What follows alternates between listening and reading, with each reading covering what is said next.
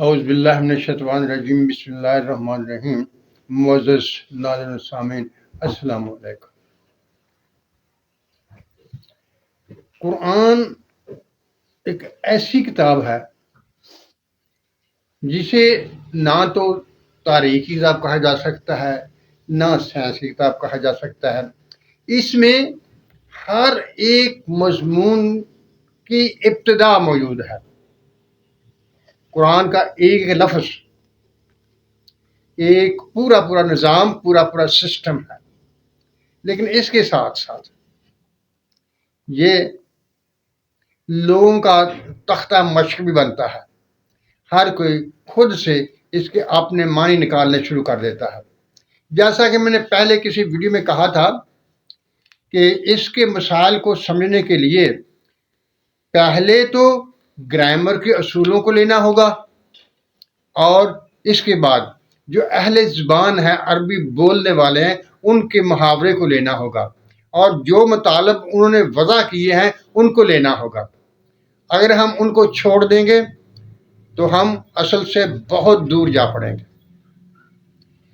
یہ چند الفاظ جو میں آپ کے سامنے رکھے، یہ میں نے اس لیے رکھے ہیں کہ لوگ اس بنیاد کو چھوڑ دیتے ہیں اور اپنی مرضی کے معنی نکالنا شروع کر دیتے ہیں۔ آج میں آپ کے سامنے حضرت موسیٰ علیہ السلام کا واقعہ رکھوں گا، جہاں آپ آگ لینے گئے اور پیغمبری مل گئی۔ واقعہ کچھ یوں ہے کہ ایک دوپہر حضرت موسیٰ علیہ السلام باہر نکلے، گرمی کا موسم تھا، لوگ سوئے ہوئے تھے۔ تو اس دوران دو آدمی آپس میں لڑ رہے تھے۔ ایک موسیٰ علیہ السلام کی قوم سے تھا اور دوسرا فرعون کی قوم سے تھا۔ جو شخص موسیٰ علیہ السلام کی قوم کے تھا وہ ذرا کمزور تھا۔ اس نے جب موسیٰ علیہ السلام کو دیکھا تو امداد کے لیے پکارا۔ موسیٰ علیہ السلام کیونکہ بہت جوان تھے، بہت طاقتور تھے، وہ آگے بڑھے اور فریق مخالف کو ایک مکہ لگا دیا۔ جب مکہ لگا دیا تو وہ بندہ مر گیا، کیونکہ دیکھنے والا کوئی نہیں تھا۔ حضرت موسیٰ علیہ السلام اپنے گھر چلے گئے۔ اتفاقاً دوسرے دن جب موسیٰ علیہ السلام اسی وقت باہر نکلے تو وہ شخص جو موسیٰ علیہ السلام کو گیا وہ پھر کسی اور شخص سے لڑ رہا تھا۔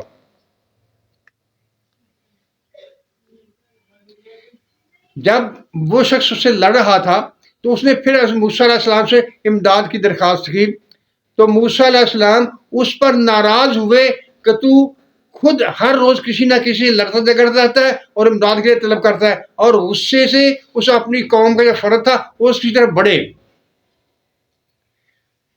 تو وہ شخص کہنے لگا یہ کہ تم نے کل بھی ایک آدمی کو مار دیا تھا اور آج چاہتے ہو کہ تم مجھے مار دو۔ جب یہ بات اس کے منہ سے نکلی تو پھیل گئی کہ موسیٰ علیہ السلام نے ایک شخص کو مار دیا تھا۔ جب یہ بات ہوئی تو فرعون کے دربار میں سے جب اطلاعات پہنچی تو انہوں نے فیصلہ کر لیا کہ موسیٰ علیہ السلام کو گرفتار کر لیا جائے گا۔ تو وہاں اس کے دربار میں سے ایک آدمی دوڑتا ہوا آیا اور موسیٰ علیہ السلام کو بتایا کہ تمہارے گرفتار کرنے کا فیصلہ ہو چکا ہے، لہذا تم اپنی جان بچا اور بھاگ جاؤ۔ موسیٰ علیہ السلام بھاگ گئے۔ جب بھاگ گئے تو چلتے چلتے ایسی جگہ پر پہنچ گئے جہاں کہ حضرت شعیب علیہ السلام کی نبوت تھی، ان کا علاقہ تھا۔ وہاں انہوں نے دیکھا کہ ایک پانی کا تالاب ہے یا کنواں ہے جہاں سے لوگ اپنی بکریوں کو پانی پلا رہے ہیں، لیکن دو لڑکیاں ہیں جو کہ اپنے ریوڑ کو الگ سے روکے کھڑی ہیں اور وہ پانی نہیں پلا رہی۔ تو موسیٰ علیہ السلام نے ان سے پوچھا بھی تم کیوں کھڑی ہو، دوسرے لوگ جو پانی پلا رہے ہیں تم بھی پلا لو۔ تو انہوں نے کہا کہ ہمارا باپ بوڑھا ہے اور جب تک یہ پانی نہیں پلا لیتے ہم اپنے جانوروں کو پانی نہیں پلا سکتی۔ تو موسیٰ علیہ السلام آگے بڑھے اور انہوں نے پانی نکالا اور ان کی بکریوں کو پلایا اور انہیں اپنے رخصت کر دیا۔ جب وہ اپنے گھر پہنچی تو شعیب علیہ السلام نے پوچھا کہ پہلے تم دیر سے آتی تھی، آج پہلے وقت سے پہلے کیسے تم آ گئی؟ تو انہوں نے کہا کہ ایک ایسا شخص تھا جس نے ہماری بکریوں کو پانی پلا دیا تو ہم جلدی گھر پہنچ گئے۔ حضرت شعیب علیہ السلام نے کہا کہ تم اس کو بلا کے لاؤ۔ چنانچہ آپ کی ایک بیٹی آئی اور وہ آپ کو بلا کر حضرت شعیب علیہ السلام کے پاس لے گئی۔ انہوں نے حضرت موسیٰ علیہ السلام سے پوچھا، ان سے حالات جانے۔ موسیٰ علیہ السلام نے سب حالات بتا دیے۔ تو یہاں ان دونوں کے درمیان ایک مکالمہ ہوتا ہے۔ حضرت شعیب علیہ السلام حضرت موسیٰ علیہ السلام کہتے ہیں کہ تم فکر نہ کرو، اب تم فرعون سے دور نکل آئے ہو، وہ تمہارا کچھ نہیں بگاڑ سکتا۔ لیکن ایک بات ہے، یہ دو میری بیٹیاں ہیں، جس بیٹی سے چاہو میں تمہارا نکاح کر دوں گا، لیکن تمہیں اس کے لیے 8 سال تک میرے مویشیوں کو چرانا ہوگا، یہ خدمت کرنی ہوگی۔ اگر تم 10 سال پورے کر دو وہ تمہاری طرف سے ہوگا۔ یہ معاہدہ طے ہو گیا۔ اب یہاں تھوڑی سی بات میں کرنے لگا ہوں۔ دیکھیے، حضرت موسیٰ علیہ السلام نے اپنی بیوی سے نکاح کرنے کے لیے 8 سال ان کی بکریاں چرائیں، ان کی خدمت کی، اور پھر کہیں جا کر انہوں نے سے نکاح کیا۔ آپ ہمارے معاشرے میں نظر دوڑائیے اور دیکھیے، لڑکے والے مطالبہ کرتے ہیں لڑکی والوں سے، ہمیں اتنا جہیز چاہیے، گاڑی چاہیے، اتنا بینک بیلنس چاہیے تو پھر ہم شادی کریں گے۔ کیسی بات ہے؟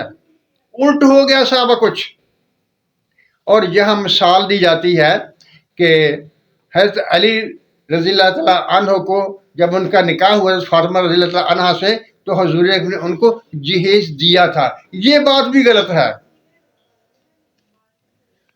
وہ جو سامان، گھر کا سامان دیا گیا تھا، وہ حضرت علی رضی اللہ عنہ کی زرہ کو بیچ کر، اس سے پیسے لے کر، اس سے حضور صلی اللہ علیہ وسلم نے حضرت علی کو ساتھ لے کر وہ سامان خریدا اور ان کے گھر رکھوا دیا۔ حالانکہ سب کو پتا ہے کہ وہ سامان حضرت علی رضی اللہ عنہ کی زرہ کو بیچ کر بنایا گیا تھا، لیکن اس کی پرواہ نہیں کرتے اور ہم اسی چال پر چلتے جاتے ہیں، خدا کے احکامات کو بھی بھول جاتے ہیں۔ چلو آگے چلتے ہیں۔ جب حضرت موسیٰ علیہ السلام اپنی بیوی کو ساتھ لے کر واپسی کے سفر کے لیے روانہ ہوئے تو راستے میں اندھیرا ہو گیا، اور جب کوہ طور کے نزدیک پہنچے، سردیوں کا موسم تھا، انہیں پہاڑ پر آگ جلتی ہوئی نظر آئی۔ حضرت موسیٰ علیہ السلام نے اپنی بیوی سے کہا کہ تم یہاں رکو، وہ روشنی نظر آ رہی ہے، میں وہاں جاتا ہوں، یا تو وہاں سے کوئی خبر لے کے آؤں گا کہ راستہ آسان سا، اس کے بارے میں پوچھ کے آتا ہوں، یا تمہارے تاپنے کے لیے وہاں سے کچھ انگارے لے کر آؤں گا۔ جب آپ وہاں پہنچے تو اللہ تعالیٰ نے اپنے بندے حضرت موسیٰ علیہ السلام سے کلام کیا اور انہیں نبی ہونے کا بتایا کہ تم آج سے میرے نمائندے ہو اور تم میری طرف سے فرعون کے پاس جاؤ گے، اسے تبلیغ کرو گے۔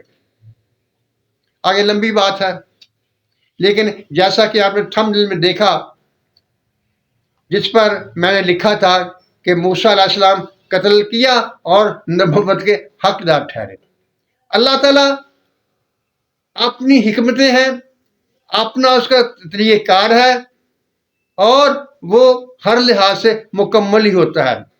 جب حضرت موسیٰ علیہ السلام وہاں سے بھاگے تھے تو اس ڈر سے بھاگے تھے کہ ان کے ہاتھوں ایک آدمی قتل ہو گیا تھا اور فرعون انہیں سزا دینا چاہتا تھا، لہذا وہ بھاگے۔ جب بھاگے تو شعیب علیہ السلام کے پاس 8 سال رہے اور وہاں سے شادی کر کے واپس لوٹے۔ یعنی اللہ تعالیٰ کے احکام، اللہ تعالیٰ کا اپنا انداز ہے، اس کی اپنی مشیت ہے، وہ اپنے کام کو اپنے ہی طریقے سے کرتا ہے۔ کوئی شخص یہ دعویٰ نہیں کر سکتا کہ وہ اللہ تعالیٰ کے کاموں کو سمجھتا ہے یا اللہ تعالیٰ کی حکمتوں کو جانتا ہے۔ جس قدر اللہ چاہتا ہے اپنے انبیاء کے ذریعے سے وہ انسانوں کی رہنمائی کے لیے احکامات نازل کرتا رہا، لیکن جب حضور اکرم صلی اللہ علیہ وسلم اس جہان میں نبی بن کر آئے، سردار الانبیاء بن کر آئے، تو ان کے اس جہان سے رحلت فرمانے کے بعد یہ سلسلہ نبوت بند ہو گیا۔ آپ انبیاء کے نمائندے، حضور اکرم صلی اللہ علیہ وسلم کے امتی، اللہ تعالیٰ کے پیارے علماء کرام جو ہے وہ دین کی اشاعت کے لیے محنت کرتے ہیں، کام کرتے ہیں۔ معزز ناظرین سامعین، اللہ تعالیٰ ایسی ہستی ہے جو اپنے کاموں کے لیے خود مختار ہے، کسی کا اس پر حکم نہیں، وہ سب پر حکم چلانے والا ہے۔ جیسے قرآن شریف میں موجود ہے، لا یجیر لہ ویجار لہ، اس پر کسی کا حکم نہیں چلتا، وہ سب پر حکم چلاتا ہے اور اپنے تدبر، اپنی حکمت کے لحاظ سے کام انجام دیتا ہے۔ ہمیں اس کے احکام پر عمل کرنا ہے،